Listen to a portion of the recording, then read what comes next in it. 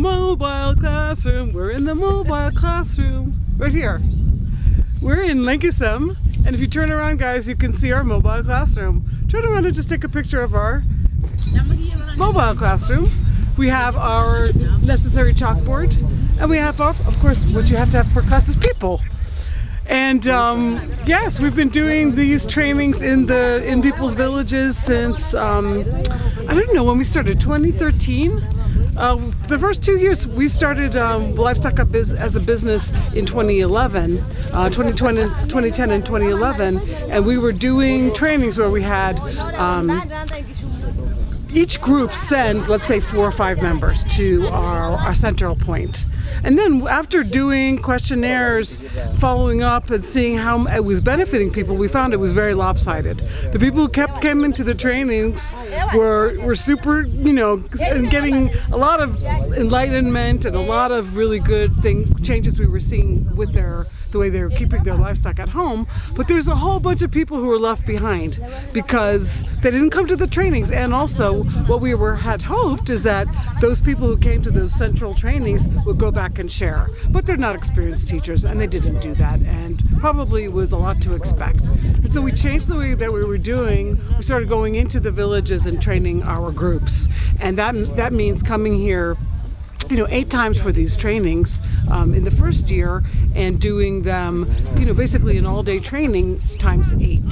And so that means if we have 4 groups, we do 4 groups times 8. And it's a lot of training, but people really, it builds a relationship. We see how the groups are working together.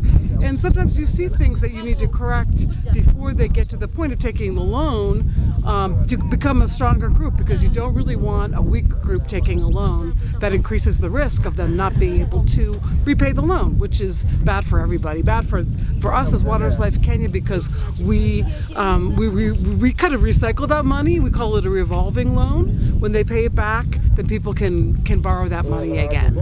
So and also for the group themselves, if the group isn't working well together, then maybe it's a higher chance of them defaulting and not paying it, which means that maybe other group members bear the burden for the people who didn't do well. I mean, let's say the group collapses and then we're looking for the loan to be repaid. Maybe a few people then bear the burden of repaying it, which of course is not good for them.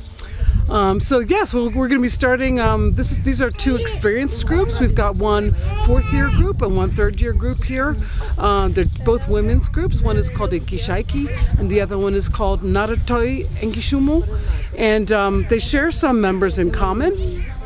So that's why what happened was the 4th-year group, they loved it so much that they kind of had an offshoot, and some of those members were still in that 2nd group. And so they loved it so much that they wanted to keep doing it and expanding and sort of involving other neighbors. And yeah, they've been doing really well. And we both went to visit their cows right now. One group, I think they both have 11 at this point, 11 cows each. And they're looking healthy. And they were just sharing that they had a little bit of challenge with a couple of livestock diseases that are prevalent in the area right now, foot and mouth disease and lumpy skin disease. And but both have plans to vaccinate their cows to prevent that from coming in. So what's happened is they've seen the signs of it in other people's herds, and what they're trying to do is prevent it to come into their herds. They do not want their cows to get lumpy skin disease or the foot and mouth disease.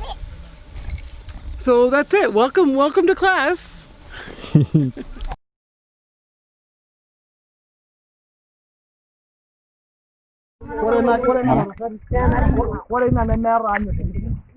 Aji ko aja. Baka nini ngeja ero ijo.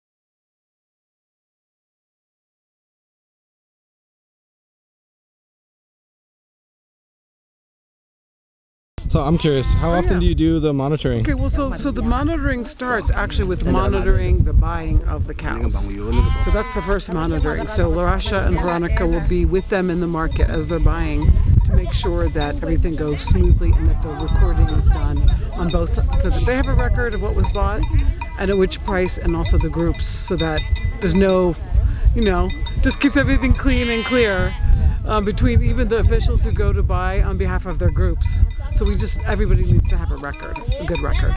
And then the other monitorings we do usually 2 in the course of the fattening time, which is between, let's say, December and June. So 2 to 3. But now, because we have more groups, it takes a lot, to come all the way out here to do monitoring, and you have to do it in the morning or in the evening when they come back. So there's only specific times of day. So sometimes you have to really work on getting the right scheduling, and then the next monitoring will be for the sale of the cows. Yep. And sometimes the sale happens in a market, like in a livestock market, like they were just saying, Bissell Market, Kimana Market, Imani Market. And sometimes also people have been buying selling their cows at home. And selling their cows at home is good. Selling their selling cows at home is great because it eliminates the expenses of going with members to the market. So you might spend $100 just to get yourself and your officials to the market, because you have to travel and then eat lunch and those kinds of things. So they're trying to reduce the expenses. So if they can find a willing buyer here who's paying them a good price, they go for that. And that's the other thing. Even as you're taking your cows home from the market, people are looking at them. You're already marketing even as you're arriving to your village with your cows, because they're like, oh, these people know how to take care of their cows. After a few months, they're going to be in great condition, and I want to be one of those customers.